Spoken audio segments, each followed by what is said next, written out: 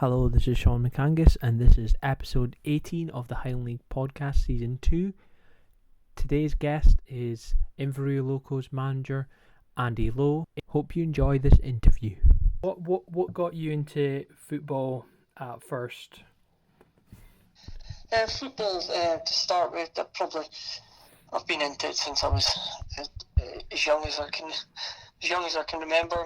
My dad was a keen footballer when he was younger, and then he got involved in the coaching side as well with Middlefield Boys Club. So I was kind of brought up from there, and ever since then I kind of just went through the age groups at Middlefield.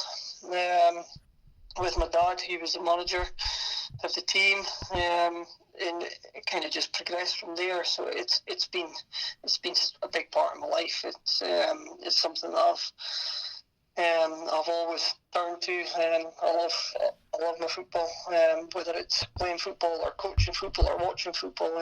It's always been a big part of my life. Yeah. So how did the move into the Highland League? Did you go through any youth ranks? Or... I went from Middlefield, and then I had a few months at Dundee. I was playing for Middlefield. I was a goalkeeper for Middlefield for a while, and then I was playing in one game. I think we were struggling for outfield players, and I can't remember how it came about, but the Dundee scout was actually there watching a couple of our guys played with Ali Youngson. It was at Ali played for Inverurie Locos and Peterhead and stuff. Clark Dane obviously played for Locos as well. So played in a team with all these guys, but I actually played outfield in one game, and I think I managed to score 3 or 4 goals, and got invited down to Dundee as an outfield player, and it kind of all just changed from there for me. Went down to Dundee and did all right. I felt like I still had a lot to learn as an outfield player, and was a bit short of what was required, and ultimately I got released from Dundee. But then after that I made my way at Huntly, and that was under Kev and Doug Will. It was at the time it was Willie Lawson, and Kev Will was his assistant, and Doug used to do the youth side of stuff. So I had good connections with Doug, who was previously the West Hill Boys Club manager, and we were the competitors with Middlefield at that time. So made my way at Huntly, and it kind of all just took off from there. That was me just turned 17 years old. Could have even been as young as 16 at that time. I done well when I went in there at Huntly at 17, and ended up being involved in the first team quite early on at 17 years old, and played in the Highland League ever since. Yeah. So how did you find your first game as in the Highland League? Because it can be quite physical for when you're younger, adapting to it. I remember training at a time. There was a lot of experienced guys. I go back to training with Martin Stewart and everybody. Martin's a Highland League legend, and I probably seen him coming towards the end of his career, but you could just tell the way that he handled himself, and some of the things that he done in training was just was great. And for me as a striker, he was somebody that I looked up to quite early on. And he actually took me under my wing. I remember Martin quite well. He was always really good with the youngsters. He would tell you when you weren't doing something right, or if you weren't working hard enough. He would let you know, and there was Eddie Copeland and stuff there at Huntly at that time as well. So I got a good grounding at Huntly, and it was a lot of experienced guys. It was a great club. I enjoyed it, and I remember my debut well. I was brought on the last 10-15 minutes of a game, and I'm pretty sure it was just to work hard up front and to be a nuisance, and it kind of gone from there. It was tough. I wasn't the quickest. I wasn't the biggest of guys. Sorry, I was probably at that age. I was all about pace and more the technical side. So it was a wake up call playing for them in the November, December months where I was getting thrown about as a 17-year-old, but it certainly gave me a good grounding for later on in my career. Yeah, is that where you picked up your free kicks?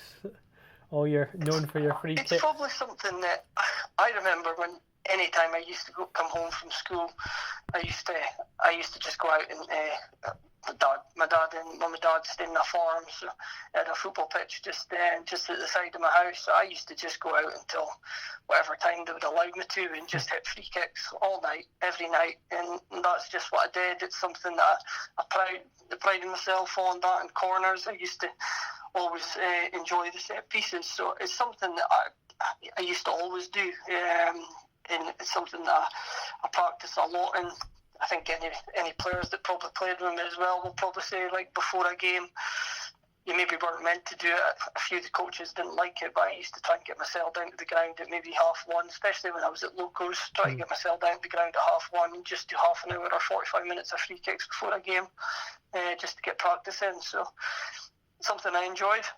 Yeah, I was going to say, it must have got to the stage that it became quite natural when you were stepping up for a free kick just to hit it, with the amount of practice you'd put in. It was something I was always very confident with. Played with a lot of guys that were great ability as well, and we had shot about in times, but I always knew that it was something that I was always very, very confident with. Other parts of my game that I could have done better in, but in terms of set pieces, it was one part that I always felt that I was very high in terms of opportunities for a goal or an assist, and it was something that I prided myself on, and it was probably a big part of me throughout my career in Highland League. Yeah. So how did the move come about to go to Buckie? The Huntly move I went from Huntly. Billy Anderson came in at Huntly, and when Billy came in at Huntly, he decided to go his own way with things. I was disappointed at times. I enjoyed it. I really enjoyed it at Huntly. Really good club, great setup, and they were a club that were probably sitting at about 6th or 7th at that time in the Highland League, and they felt that they were getting closer to challenging for trophies. And Billy and Mike Cormack came in, and they came in and they completely wiped out the current squad that was there, and they just went their own way. Apart from, I think, Martin Stewart and Russell Guild, Gary McGowan, I think is probably your three off the top of my head that really stayed, and Ross Bremner, your four local lads there. They were the guys that probably stayed, and the rest of us made way for the guys that made their way up from the juniors, like Jerry O'Driscoll, and there was a squad that would come up from the juniors. And I remember at the time being disappointed that I wasn't given the opportunity to be part of that, but ultimately it led to me moving to Locos, which was a big positive for me, and Billy Anderson and that Huntly side won the league title, so it was the correct decision from their point of view. But it's certainly one that I always felt that I could have been part of.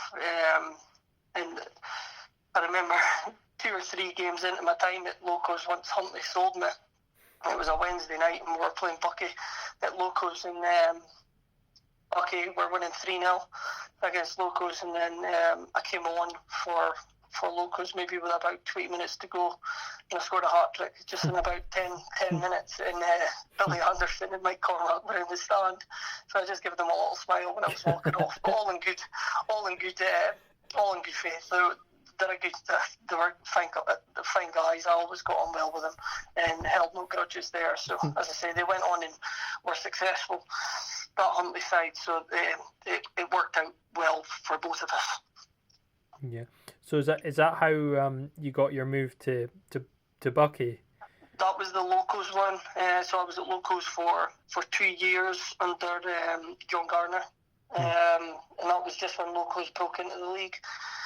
They came into the Highland League, and generally it was a team that had stuck together from the juniors, but John was just starting to try and get 1 or 2 guys that had been playing Highland League, and I must have been 19, 20 at the time. And John brought me in to that squad, and I loved it. I loved that time at Locos. I thought it was a great club then.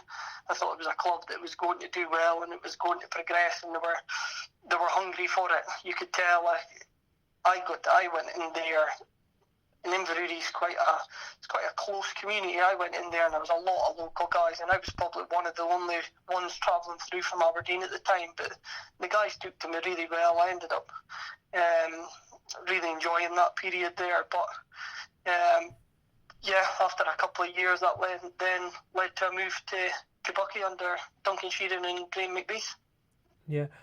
So how did you find that? Was it a bit of a step up, or?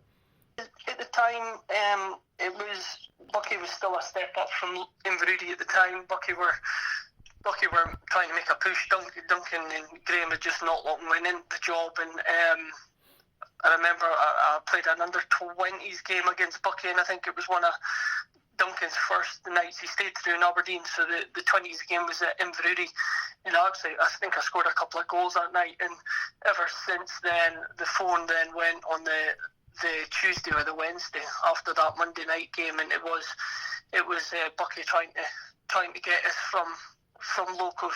And as soon as it's not really a move I was interested in at that time, because obviously, as I said, I was really enjoying it at Locos. I thought it was a great club at the time, and we were progressing. But I had one conversation with Duncan, and as you can imagine, I was still a young lad, and this is a guy that I looked up to, supported Aberdeen. He was a top striker, so just one conversation with Duncan was probably enough for me to then think, I quite fancy this, and that's where it led from. Yeah. So what was it like having him as a manager? It was great. I got on really well with him in terms of him as a manager. I thought for the strikers in particular, he was really good. He used to like to do a lot of finishing drills with us individually, which was great. As a young lad, I was kind of in awe of him at the time. He was still somebody that. He was a top class striker for Aberdeen, and you could still see some of the things that he did in training that why he did so well in his career. So to come in early doors and to work with him so closely as a 20-year-old I was still ambitious at that time. I still felt at 20-year-old, if I did well in the Highland League, I would maybe have a chance to progress my own career. So it ticked a lot of boxes for me, and I started well. And Duncan felt it to me that when I came into Buckie, it would be me and John Coots would be his strike force, and that's kind of how it started out. And we started really well together, me and John.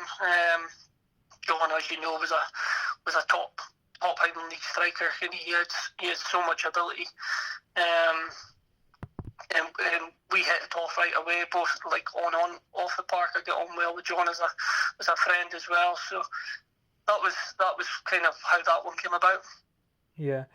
So so moving further forward, so you ended up, there was a couple of years, obviously our managers, and then Greg Carroll came in just after that big cup defeat. How was that in terms of the change of management and style that he brought compared to our managers you'd previously worked under? In terms of Greg's the best manager that I've worked under. I would say that quite clearly. I think Spider at Buckie, obviously worked with Spider as a coach, and he was my manager as well while I was still playing. I think Spider, I rate him highly as a manager, but in terms of experience and coming in and just changing how things worked at a club, I thought Greg was outstanding, and he's somebody that I looked up to for my coaching. He's somebody that I picked his brains a few times when I was still a player, and he probably wondered why I did that, but it was one eye in the future as well, and hoping to go into management myself in the future. So I always remember Greg coming in and speaking to us once he got the job, and he just had one of those voices that once he spoke, everybody listened. He just had that. He had a tone about him that it just made you listen to him. And he was an intelligent guy. He spoke well. He spoke clearly, and he was very clever in what he done. He built a few strong sides up at Buckie in his time there, and I felt right away after about 2 weeks of Greg being in charge that I could see this Buckie team winning a league within the next couple of years, and that's the biggest compliment that I could pay him, is within a couple of weeks you could just tell that there was a different standard of manager had walked through the door. Yeah. So what was it that changed about all the players there and stuff? Was it the mentality or training, or what was the biggest change? Greg's really demanded really high standards, and it's something that I would always think personally that I would always give 100% in training. I would give him all, but he always found that extra 5%, and it was probably from competitiveness. He strengthened the squad. He used to think, can we didn't need players in these areas of the park, but he used to fill the squad just to get the best out of people. So any slippage in what you were doing, somebody would take your place, and so he kind of done it that way. But he also he demanded more from me as a footballer. Like at that time under Duncan and Graham McBeath, we trained once a week in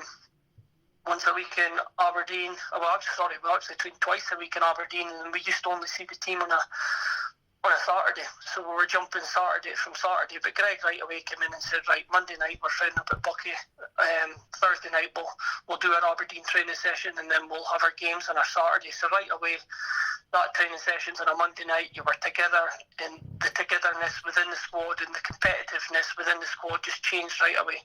And it obviously took him time to build it up, but you could see within the changing room there was a change in mentality. I honestly felt it within about 2 weeks, just the way that he handled himself and the way that he demanded stuff from players.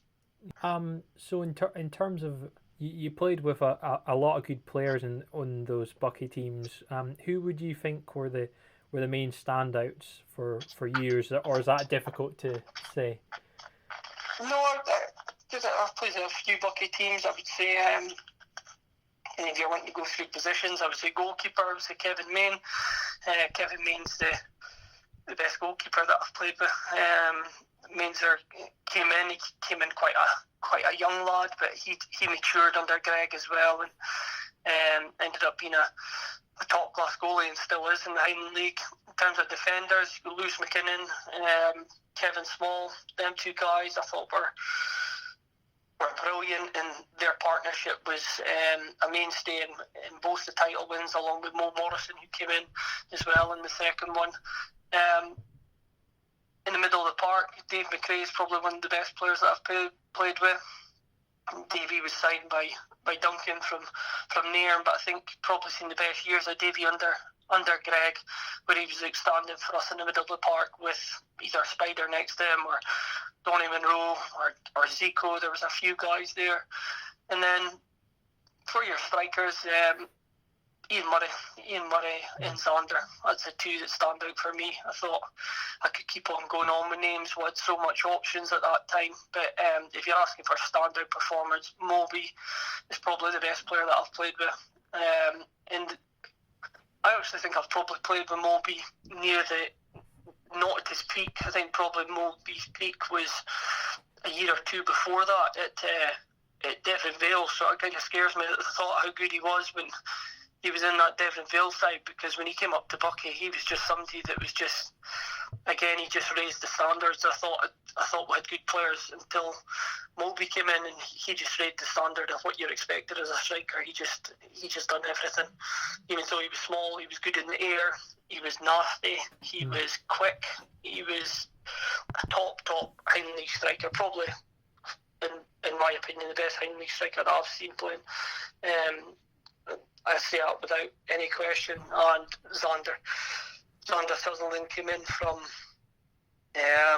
Zander would have signed from Elgin, I think it was, and right away he was just different class, different type of player to what we had, skillful, arrogant, and just had that wee bit of magic that could win you games. And Zander also had a little nasty side as well, which is always good for a striker to handle yourself centre half. So between those two, they were just a pest for any defender, I'd imagine. Yeah. So how did it feel winning your first Highland League title in 2009? Well, the first one, when Greg came in, that's when I picked up my cruciate, my first cruciate injury, which kept me out of football for 20 months. It wasn't total because I kind of snapped it again halfway through my recovery. So I would never class myself as although I've got a winner's medal and people will see my name on the board as part of the squad.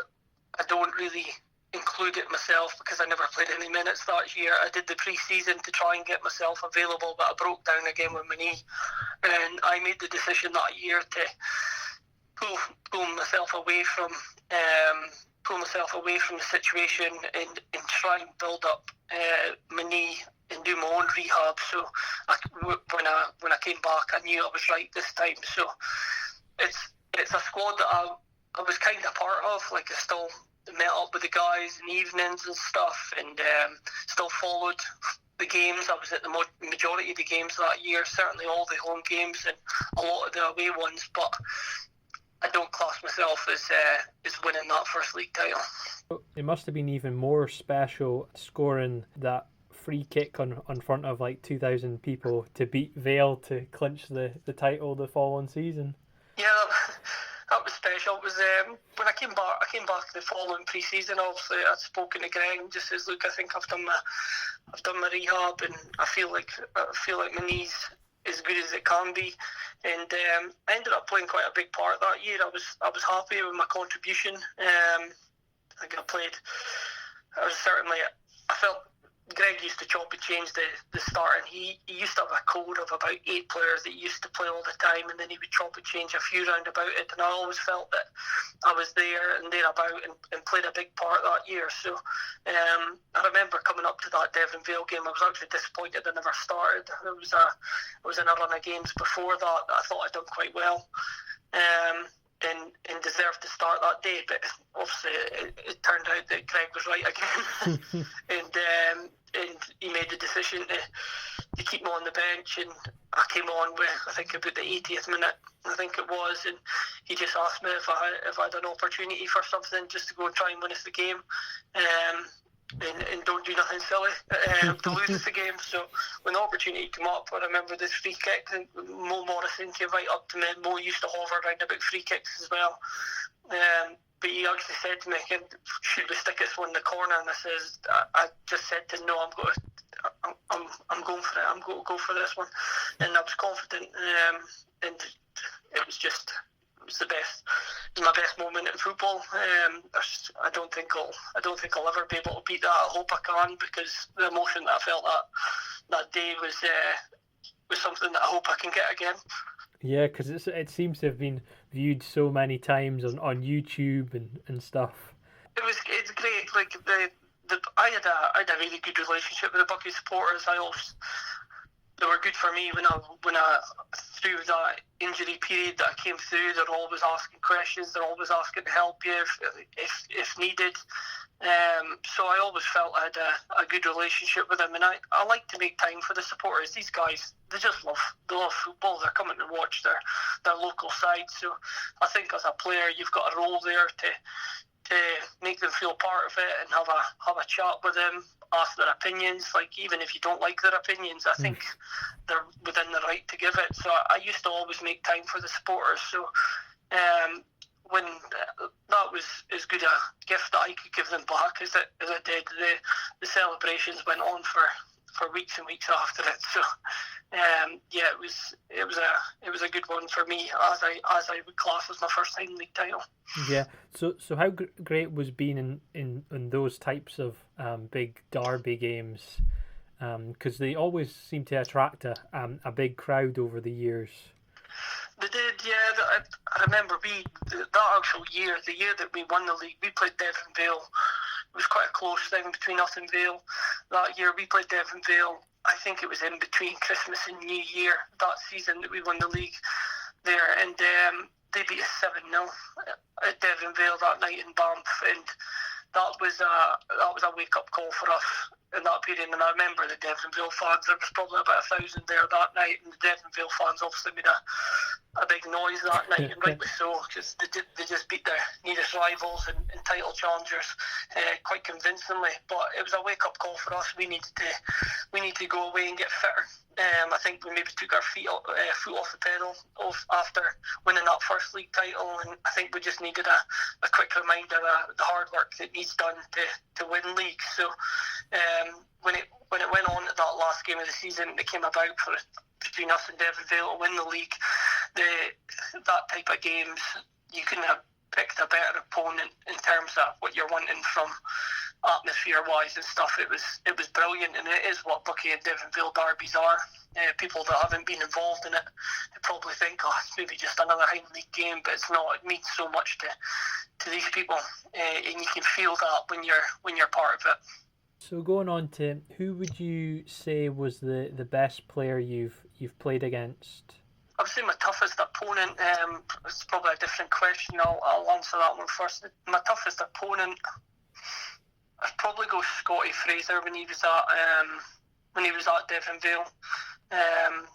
Scott Fraser I thought he was a great player. He had made a big move to Cove at one point. I think he was at Fraserburgh and he was in at Devonville, but he was strong.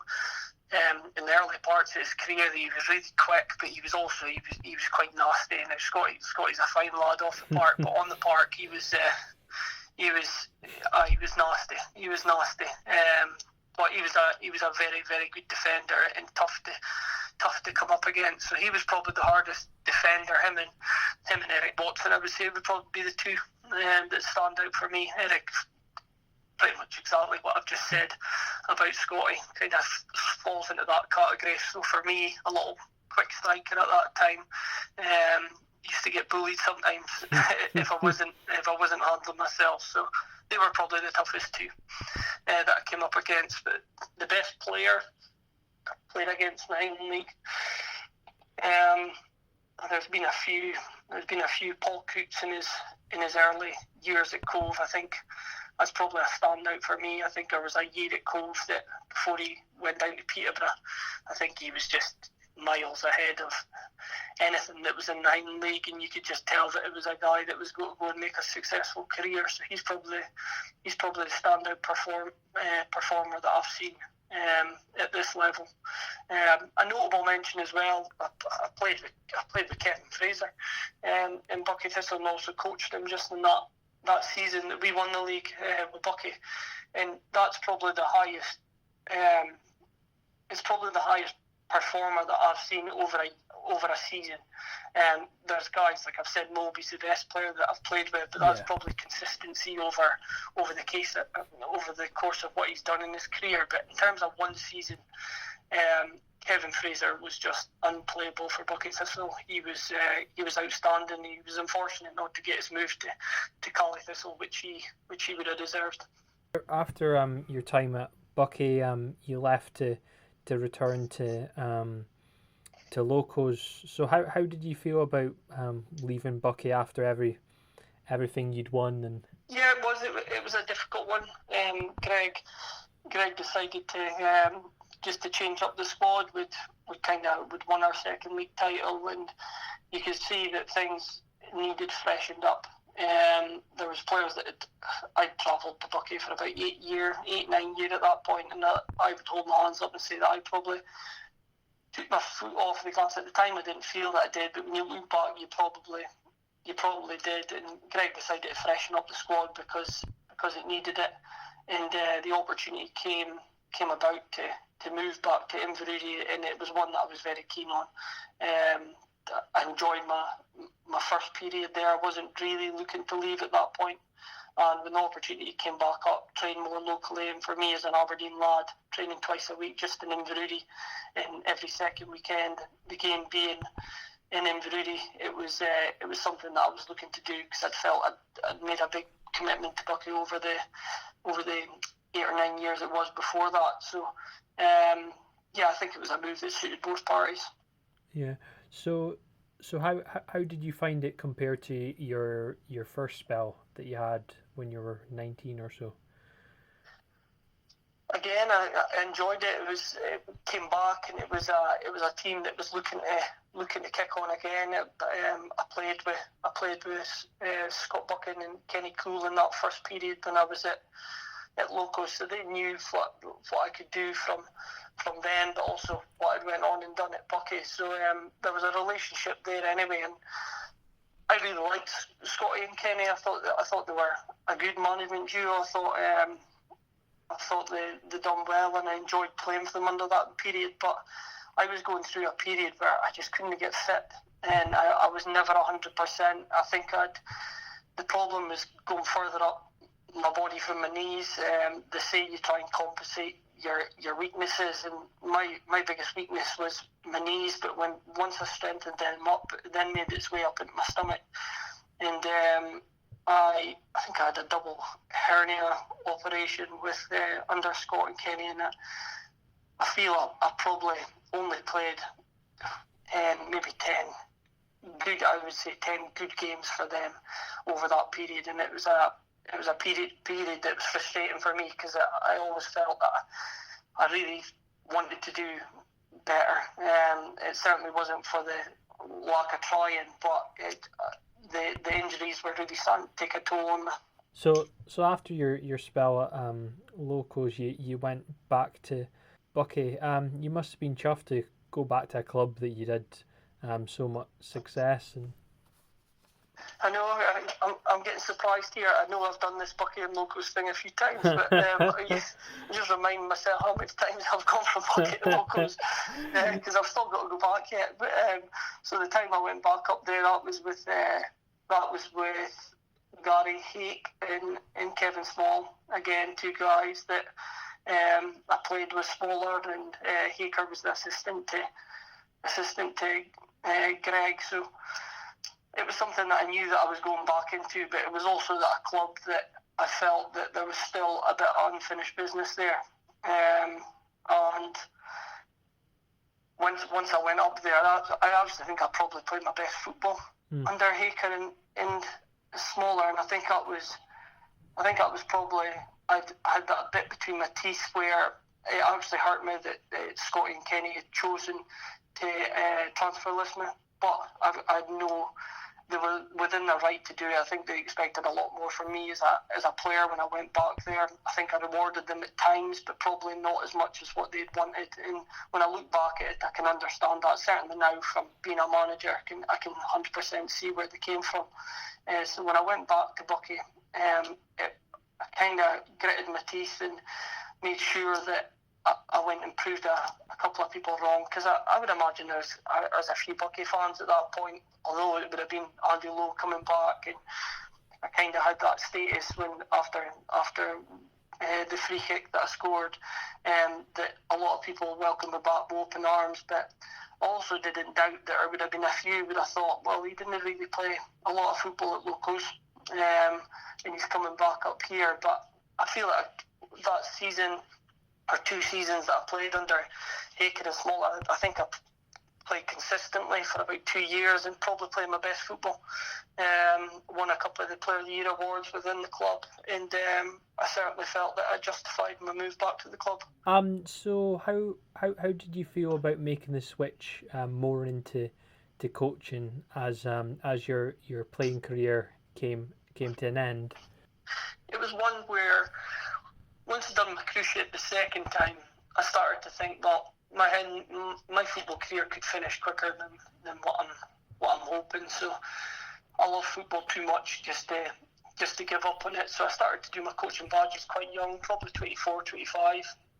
Started to do little things on the side, and I used to always, I think I mentioned earlier on in this conversation, I used to always have an interest in it. I seem to remember in train journeys on the way home, managers at the time maybe wondered why I was doing it, but I used to just go and sit and have a chat with Greg and say, why did you do this at this point in the game? Why did you do that? And at the point, I'm probably thinking about it now, Greg probably thought, why is he being so nosy? Why is he asking so many questions? But it was honestly, I just wanted to know how people's minds work, specifically probably Greg as well, because I had so much respect for him, what he did at Devon Vale and what he came in and done at Buckie. I used to always just try and grab 5-10 minutes with him and probably ask him questions that he couldn't be bothered answering, because he probably just wanted a beer after his game on a Saturday. But I used to always try and do it, and it was just for my passion for the coaching side.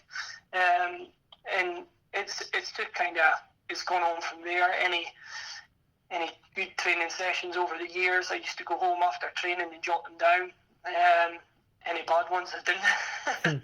But all the good ones, I used to just go home and had my own little folder of training sessions that I would take forward with me if I ever was successful to be a coach further down the line. So it's always something that I've had a passion for. Yeah.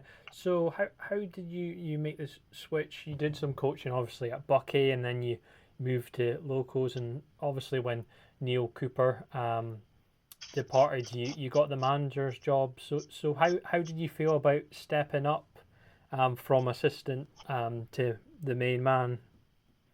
Well, initially, the initial step came from I did the Buckie under the reserve side when Spider was the manager. When Spider first got the job, there was Spider, Lewis, Mara, and I done the under-20s because I was still actively playing for Buckie at that time. So I'd made the transfer over at the under-20s just to give myself a taste for it, because I'd been doing my badges, and it was something that I was quite keen to do. And as soon as I got involved in that on the Monday nights and was actually taking the teams, although in the initial part of it, I've always been very confident with the coaching side, in terms of on the park and doing drills and stuff, but actually speaking in front of a changing room of guys, that was something that was quite new to me. But something that I've progressed with as I've gone on. But at that time, it was completely different to what I had imagined. It was a lot more difficult. Just standing in front of a changing room of guys and just telling them what you want them to do. So the under-20s was a good grounding for me. I had a couple of good years doing that, and then eventually went into a first-team coaching role within that management setup with Spider, Lewis and Mara. And then we obviously went on and were successful with the league title with that as well. But ever since I retired, I was always a part of it that thought I kind of want to go my own way, but I also wanted to build myself up and grasp any opportunities that came up. So there was an opportunity that came up at Locos in the first team coaching role, and I thought it was a step up for me in terms of coaching. When I was at Buckie, we used to train.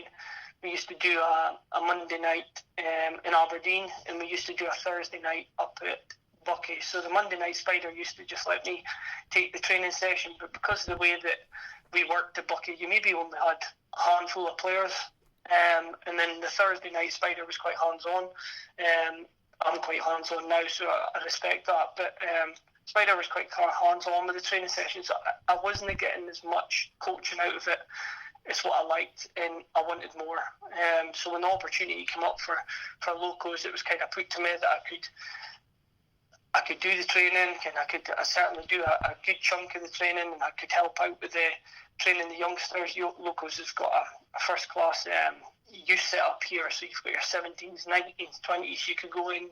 It's just down the road from me. I stay locally, so it was put to me that I could go in and do a lot of coaching. And as soon as I heard that, it was just something that I thought it was too good an opportunity to turn down. I thought it would really improve me as a coach, and that's how that move came about.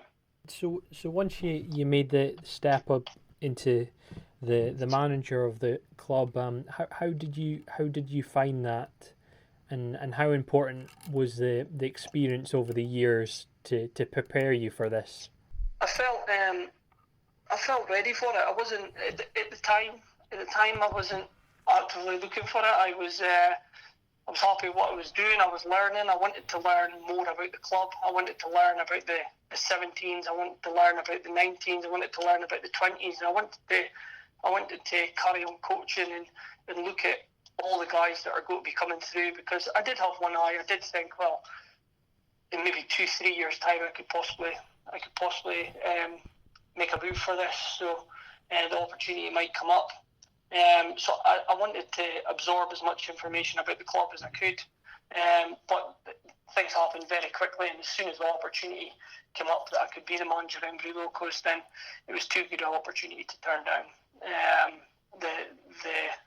The structure of the club, the way the club is run, the fact it's on my doorstep as well, it ticks all the boxes for me, and I feel fortunate that I'm in such a good position as my first manager's job, because I don't think in terms of the Highland League I could be in a better position than what I'm in.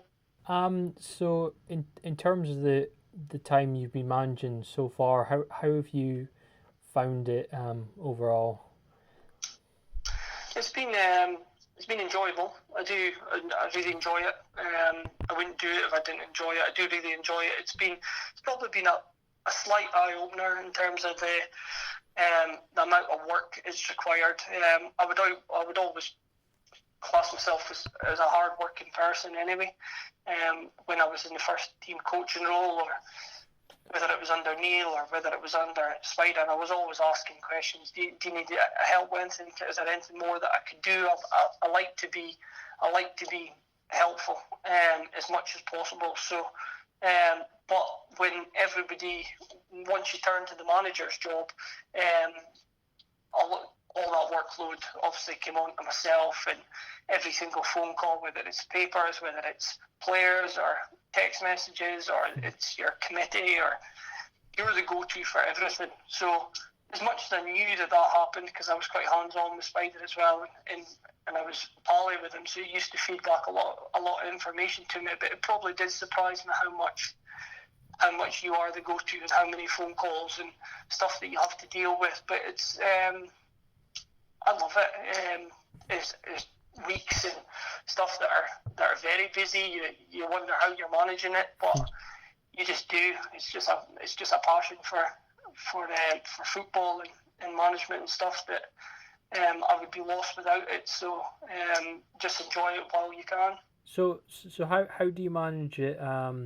Dealing with the different type of players, because I'm assuming in the dressing room there's different people will react differently to how you speak to them, or some people need a kick up the backside, and then others need a bit of encouragement. How have you found that? Yeah, you're right there. There's different characters, and different people respond to different ways that you manage it. But that would be one thing that I would be quite confident in with. I would always like to think I've been quite a good communicator, whether I've been on the football pitch or when I was just in a coaching role. I've always felt I was quite approachable to speak to, and I could put across my ideas quite well as well. So that was one thing I was always confident with, was the man management side of stuff. Probably my day-to-day job kind of helps with that as well. But the communication with the players is something that's very open. I wouldn't like to say I'm close with my players, but I don't like to consider myself as, he's a manager, you can't say that to him, you can't do that to him. I see myself as, my role as a manager of the football club, their role as the player, and that's it. They can speak to me about anything. I'm there for them to speak to, and I'd like to consider myself very approachable for the players, and that's just something that I'll always do. I don't think because you're a manager of a football club you've got any given right to start shouting and screaming at players in a way that your boss wouldn't do at your own workplace. So that's something that I do with the guys as well. I'd like to think I'm quite respectful to them, as long as I'm getting that respect back from them. So how have you and the players found it playing games at times with no fans? It's probably the thought of it's probably worse than what it is. Don't get me wrong, it's great when the fans are there and you see a packed out Highland League ground. But once you're the manager, and I'm sure the players will probably say the same thing, once that whistle goes, you kind of switch off. That's probably surprised me more than what I thought. You kind of switch off from the situation, and your full focus is on that 90 minutes of the game. So it's probably the thought of it, and the warm-up and the atmosphere approaching the ground is probably more strange than the actual 90 minutes themselves. That's how I've felt it anyway. I've felt that any game that we've been part of, I've kind of switched off from what's round about me. and I just focus on the players on the park. But it is a strange atmosphere when you know that you're not going there. There's not going to be crowds. When you turn up to the ground, you're having to do things that you wouldn't normally have to do. So that side of it's probably been taking a lot of getting used to, more than the crowds at the games. Yeah, I was going to say, from the highlights I've watched, you hear more of the shouting than normal. It used to be you wouldn't really notice it, because it is. It's funny. I'm partly with some of the managers in the Highland League, but it is funny when you watch the highlights, you sometimes have a look to see where the camera's placed, and if it's placed right next to the dugout, you can often hear a few of them. Obviously, when you didn't have fans, you wouldn't have had the chuffs with their drums and chanting about you and Neil Gold and all those different chants. So how great is that? Just the whole aspect of the connection between the players and obviously yourself and the fans, because you don't really get that in our leagues, I would say. So no, you don't. I would say you're right what you're saying there. That I think the Highland League's a unique league in that sense. I don't think you'll see a league that's quite as close knit as what it is. In terms of the fans, like, I think maybe apart from, we've mentioned Buckie Thistle and Vale and stuff, but even then, I think a lot of the fans mingle. I think a lot of the fans use it as an opportunity to catch up with people, and it's not as if there's segregation and there's like Locos fans there and Huntly fans over there. I think once you get to the grounds, there's a sense of enjoyment. Like, let's enjoy the football. Yes, we can have a bit of banter about it and a bit of competitiveness there, but the Highland League is quite unique, and it probably comes from your players as well. Like, the players are competitive on the park, don't get me wrong, it is really competitive on the park, but we all know each other. A lot of your Aberdeenshire teams, it's guys that you see in town, or it's guys that you've played with maybe at previous clubs, so there is a closeness within the Highland League that I haven't experienced before, and until somebody's involved in it, you probably can't explain it to them. It's just something that happens, and it's a big part of what the league is, and I'm sure it'll continue like that for years to come. One final question. So what are your ambitions in terms of management, and first of all, how far do you think you can take Locos? My ambition, personally, first and foremost, you want to be able to stamp your own authority within your club. I would like to think that whenever I finish at Inverurie Locos, that's what I hope that people would say. I enjoyed watching that Inverurie Locos side. It was a successful Inverurie Locos side, and you could tell the way that I asked them to play and the way that I asked them to handle themselves, both on the park and off the park. So that would be my goal for Inverurie Locos in terms of as a club. I would like to think there's an identity to it by the time that I walk away, whenever that is, or if the club decide to go a different direction from it. But I would like to think that people liked an Andy Lowe side, and that's what I would like. In terms of ambitions as a club, in me, my ambitions to win a league with Locos. I find it hard to say anything different. I think it's difficult. You've got a lot of managers that will say the same things. It's got to be a competitive league at this moment in time. I think Brora and Fraserburgh are two of your strongest teams, and I think you've got a group of about 4 teams underneath that would be saying the same things as me, as they're looking to make that next step and to really push it to win the Highland League, and that's what my ambition is. I've changed the way that we're doing things at the club. Recently, I want to go a different direction with the club, but I don't want to have to wait 2-3 years to make that push to win the Highland League. I'm quite impatient in that way, and probably because I've been involved in successful clubs and in the past, I want to be competitive now. So we're trying to create a group at the moment where we're reducing the age of the squad, but I don't believe we're reducing the quality. So we've got a group there that's a good group now, but over the next couple of years, it could be a very, very strong group that we could hopefully keep together. So that's what it is. I just want to always be competitive. If we're not winning the Highland League, I want to feel like we can win the Highland League, or we're very close to it. So you've got a marker for the seasons to come, and you know what you need to do. Because at this moment in time, I think if it was a normal season last year, I think Brora would have potentially maybe finished 20 to 25 points ahead of Inverurie Locos, and that for me is, you're not challenging. Challenging for me would be if you're 5 points off them or 3 points off them, and that's what I want to take Inverurie Locos to, and then to eventually to a point that we can hopefully secure our first league title. Thanks for listening to the Highland League podcast. Hope you can join me next time for another interesting interview.